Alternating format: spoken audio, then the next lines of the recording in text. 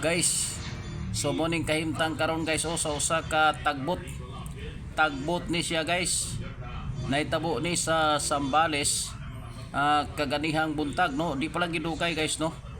Naitabo kining maong pagka lunod aning usa ka tagbot. Na kining tagbot nagpaygayon ni sila og emergency operation. Unya naunsa men taon ning tagbot guys no.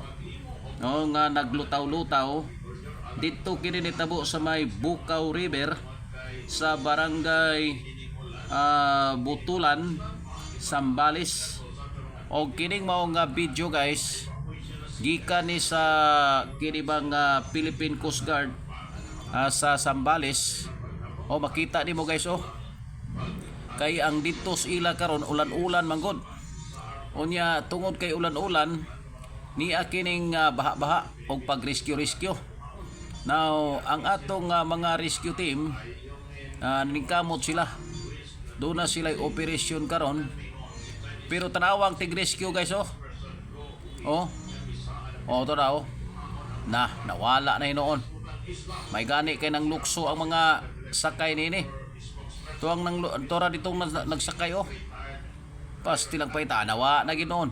To na. Nawa na gid guys. To lukso guys Salamat guys.